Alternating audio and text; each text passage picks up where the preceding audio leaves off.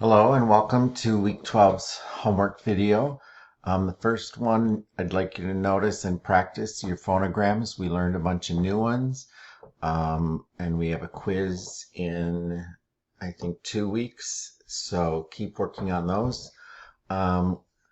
Begin looking at the phonics lesson with the sound card. I have all the directions in the link.